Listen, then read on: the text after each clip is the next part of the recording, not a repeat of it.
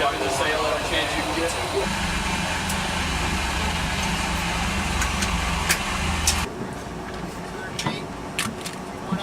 0, 26 up. 8.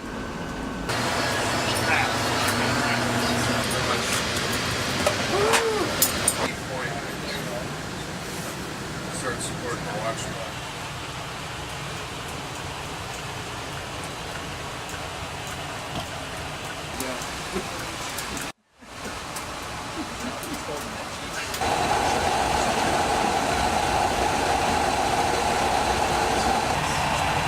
Equalizing to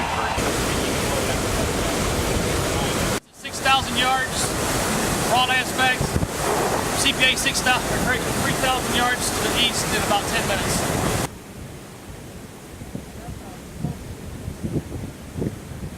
Right here, and my job is to manage. Yes, besides getting shined in the face with a flashlight, managing contacts for our fine officer of the deck here, Lieutenant Van Olst. My name is Neil Greenland, Lieutenant, Supply Officer. Yeah. Yeah.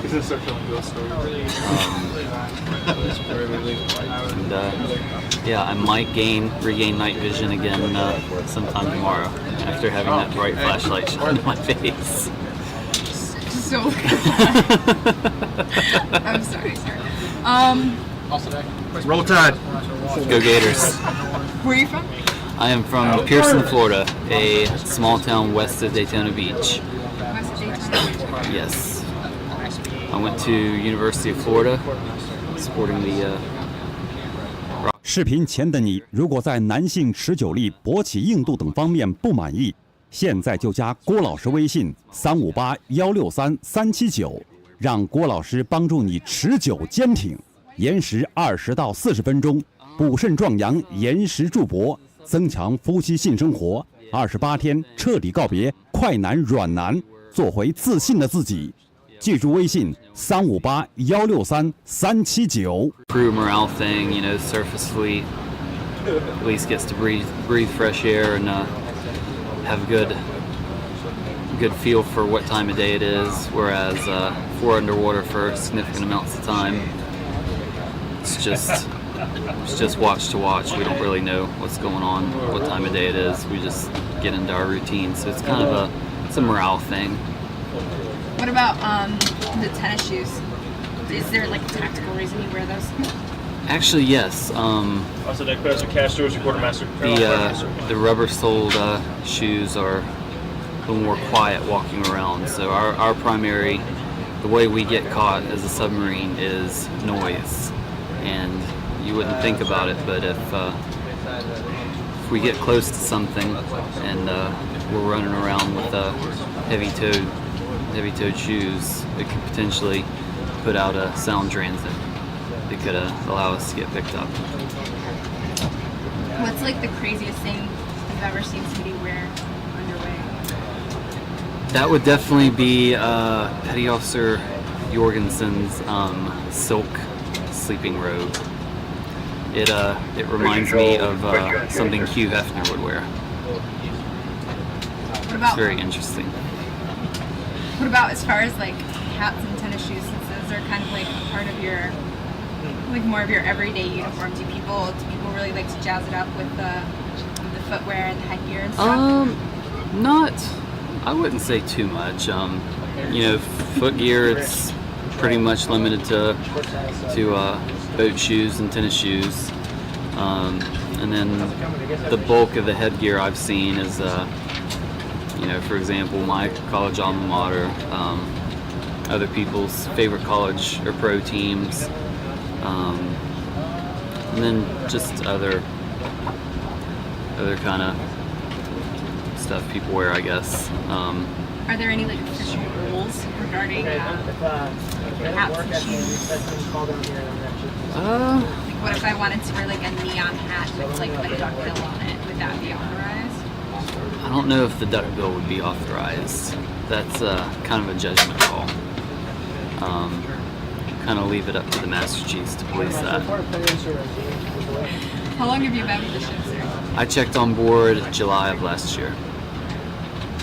So from July of last year to a few weeks before commissioning, what has it been like to kind of see the ship transform and people kind of joining it? It's been an interesting process.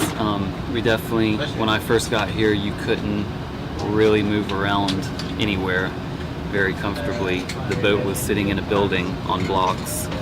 There was, for example, in a space this big, there would be 20-30 guys working, equipment everywhere, putting the boat together, and then now we're out to sea, driving around. It's a fully functional warship, and it's been really neat. They all the crazy technology and technical details that go into building this thing, you'd never think they could turn it around that fast, but we've gone from sitting in a building with a big hole cut in our side for access for the workers to now we're transiting on the surface off the coast of Florida, and it's really cool. What do you think it'll be like after the ship is commissioned? I mean, I know you guys kind of had like a life cycle and stuff leading up to your first deployment, but do you think it'll feel any different for the crew and kind of like what you guys do operationally?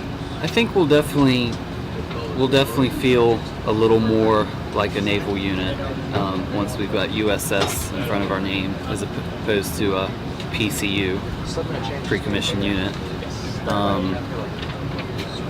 And I think everyone's real excited about that, and it'll be a problem for all of us. What does it mean to you to be like part of this submarine and be a plane owner? It really means a lot. Like I say, the 30 years from now, 40 years from now, when they decommission this submarine, there's going to be that plaque showing all the plank owners, the first crew who ever took her to sea, and that's real special for me and I think for everybody else too. Do you have anything else you would like to add? Anything else you would like to say about the ship? Just go Minnesota, and happy to have you on board, and we're all really excited to commission here in a few days or a few weeks, and be part of the real Navy. Thank you, sir. Thank you. All right. Can you say your first and last name? It's Randy Mixon, M-I-X-O-N. Can you spell it last? M-I-X-O-N with an N. What are you doing here? I'm currently the co-pilot, which my primary job is to shift water around as we need it from tank to tank, run the ventilation system, do different things of that nature. Okay. How long have you been with the ship? About a year and a half now. A year. So where was the ship when you first joined the crew? It was still in the building in 3 pieces. It was, different seeing it go from shifting around from 3 pieces to operating it now. What are you looking forward to as far as the commissioning in a few weeks? Just being able to get out and become a real submarine. I mean, we're kind of doing our job now, but it'll be nice once we're out and we're commissioned and go out and do good things. How many other boats have you been on? 3 previous ones. So this is your first Virginia class? Yes. How is this different than your other boats? It's way more advanced as far as the electronics side. Where we had a lot more valves and things that you would operate. Now it's a lot more computer screens, things of that nature. So it's getting us a little bit more advanced. Overall, the boats generally act and do the same things. It's just this is way more advanced as far as the electronic side of it. Would you say that, like, back in the day you had more people doing different things and now you have kind of like systems and machines doing things? In some aspects, yes. Others, I mean, we still have basically the same amount of people on board. Co-pilot.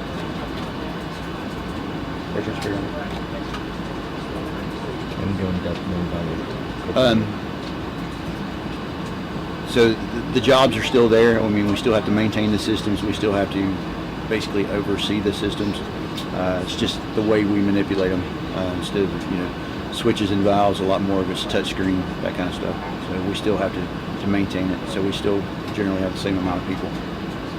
Did you guys do any special training to operate on this specific platform of submarine? As far as co-pilot, pilot, yes. We spend a lot of time. They have a Virginia trainer, and we spend a lot of time. For some guys, almost 2 years. For me, about almost a year in the trainers prior to coming out and even qualifying. So it was kind of unique coming out for a ship for the first time and actually operating it. And we were all kind of fresh at it. It's kind of different. What was the training like? Like, was it simulators?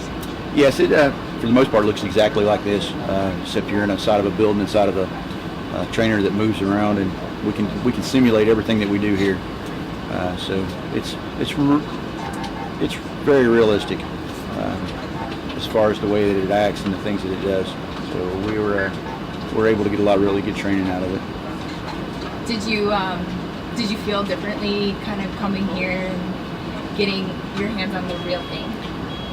Yeah, it's always a little bit scary because in the building, if you make a mistake, you just hit reset, and here you don't get to play. You don't get to push the reset button.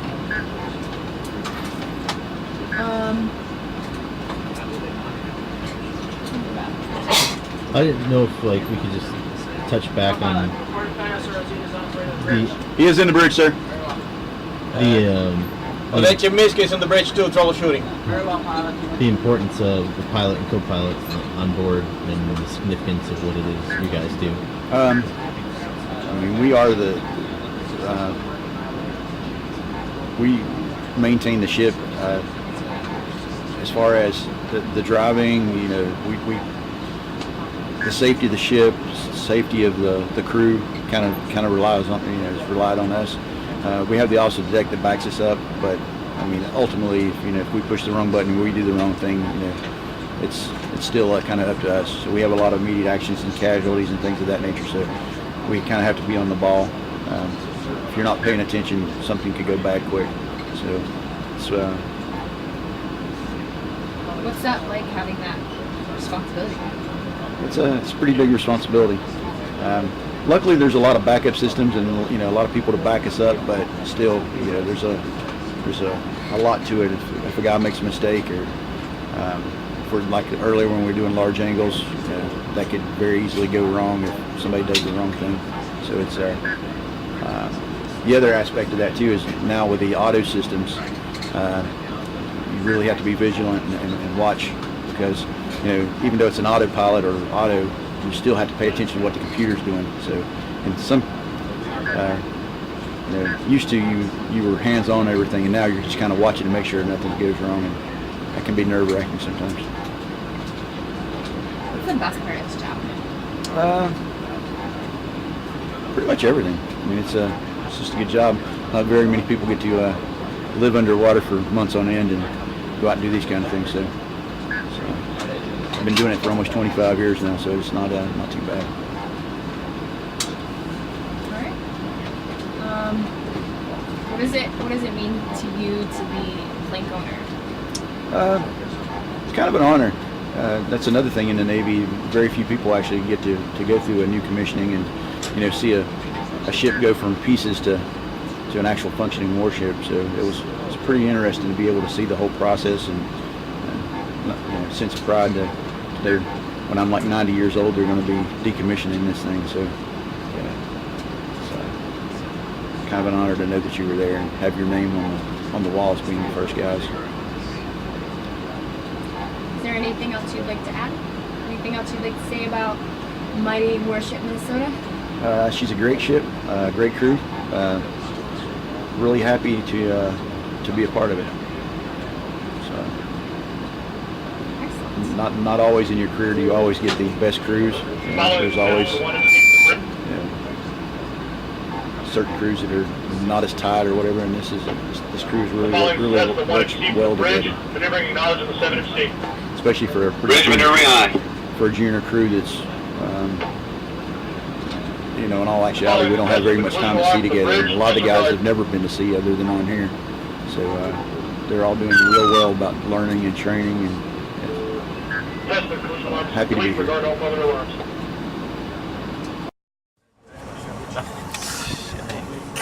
We're filming here. It's a children's show. Yeah.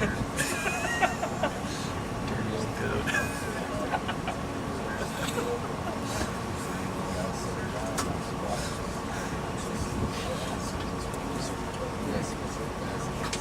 Once they're done with that, they'll let the officer know that they have a SAT 1/3 trim, and then we'll go a little bit deeper, and our next evolution will be some high-speed turns.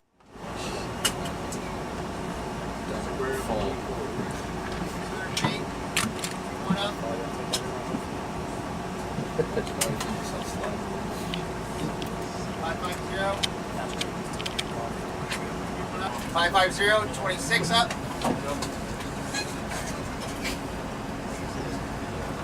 $500 feet, 27 up.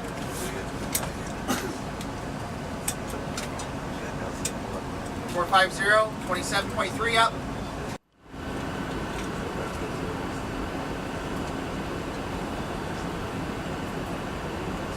Zero bow planes.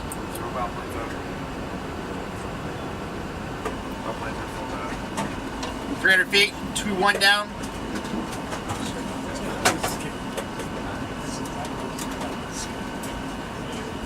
350, 24 down.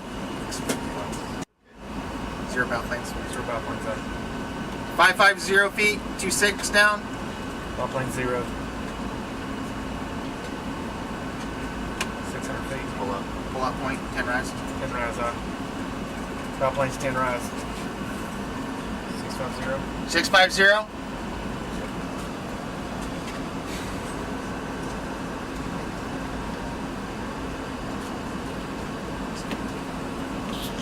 $700 feet.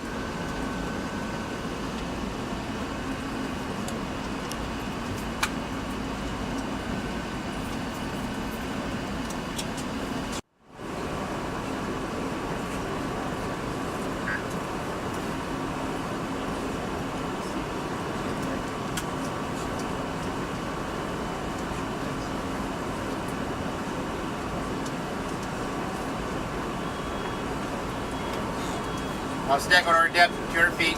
Rope out.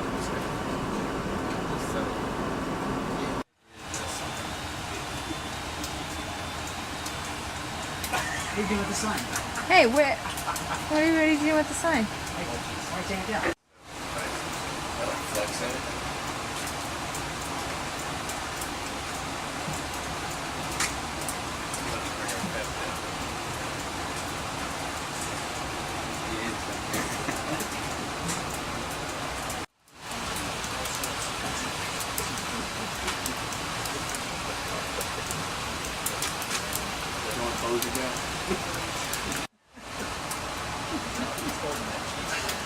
Yeah, he is.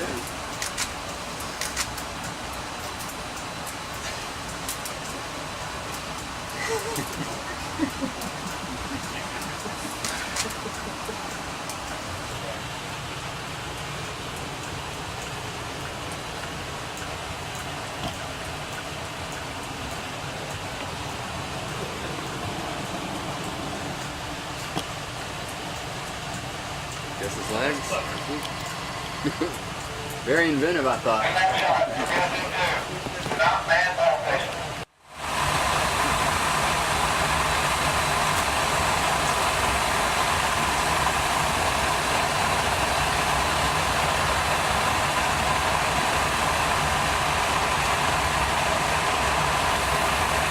now, the first shot is going into target search to look for going after the target.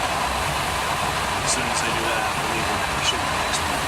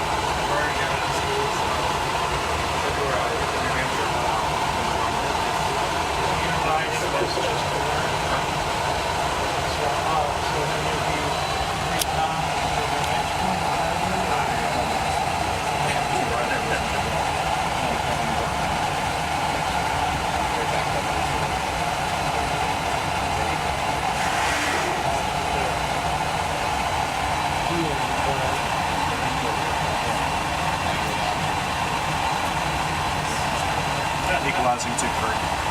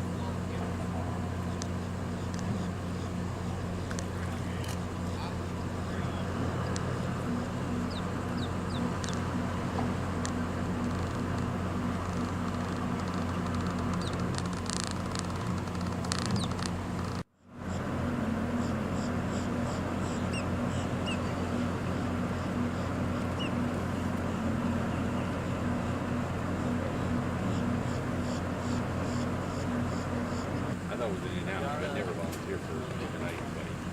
Right? Never put my name down for I left you out of this. I left you out of this. I figured you just didn't know what you were talking about. I didn't. I didn't. There you go.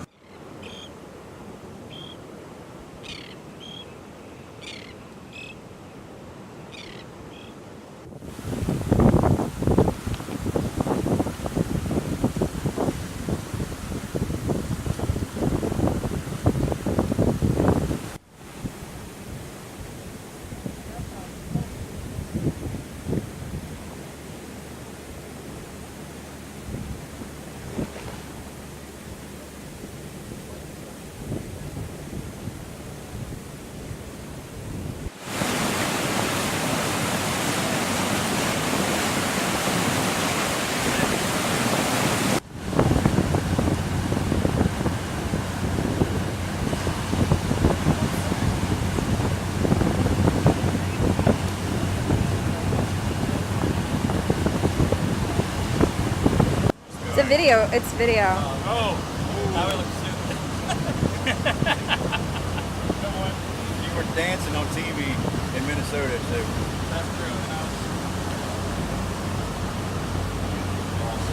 Videos from South Oregon.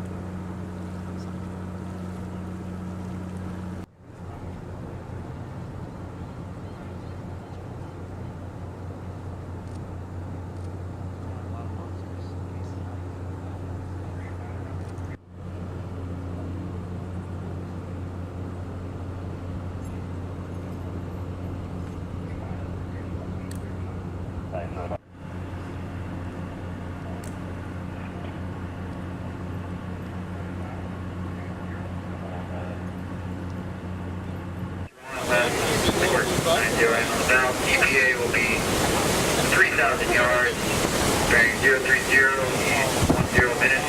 Recommend maintain course speed.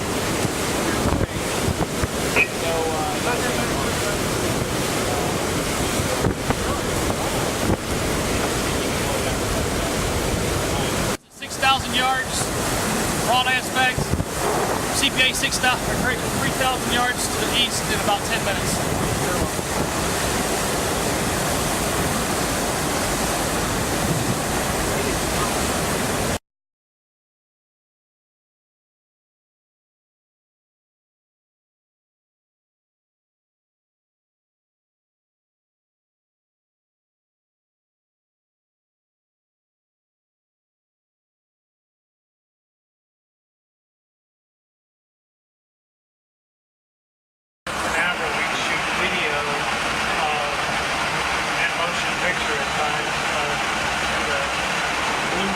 Torpedoes. Need some more light in there? People, you can kind of see, looks like they're doing some traction overhead.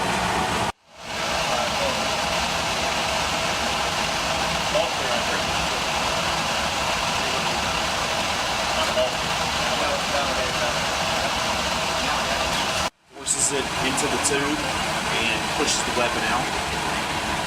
Basically, our torpedo tubes are giant water guns. Really? Yep.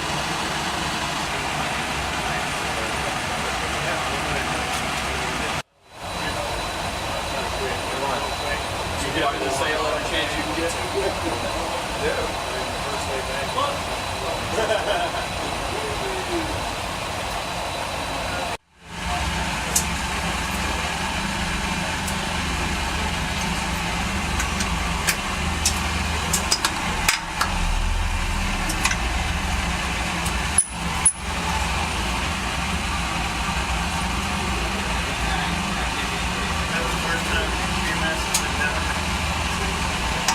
Thanks, Doc.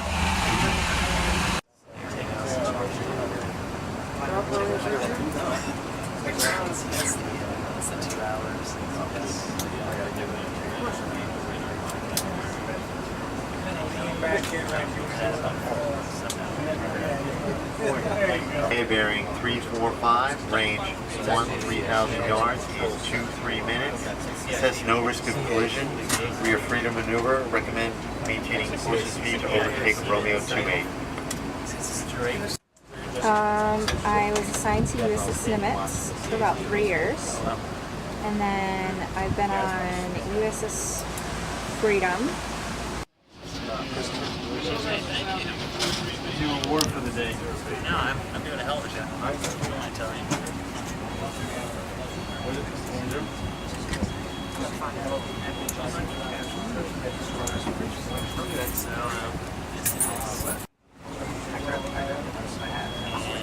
This is fire control there, like yours. Fire control. Their job is to take the data from sonar. And we're on a moving ship. In order to open CPA to Romeo 2A and dogleg the next turn. AKA slugs.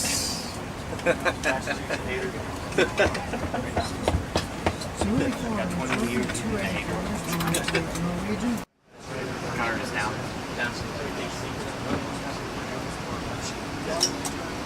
Attention and control, designated Romeo 2A to contact of concern.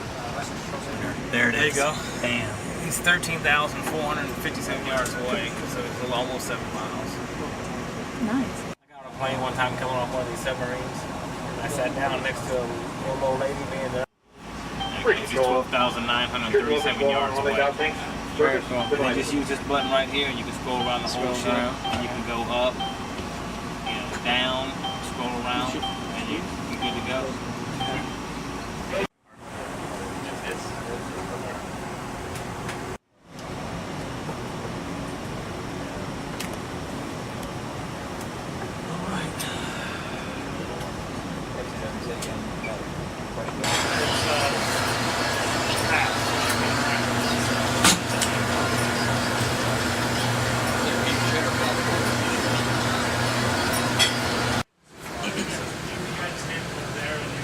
It's always a key point. Start supporting the watch wheel. The difference between an officer and a license plate. Oh, sit around, Matt?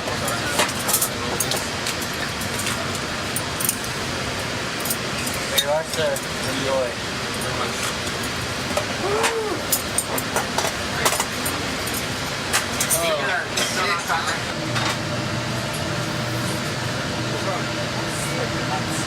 There's a swagger. It's a long arm. UCS? CS SN, CS3, CS2? CSS. I'm just cool.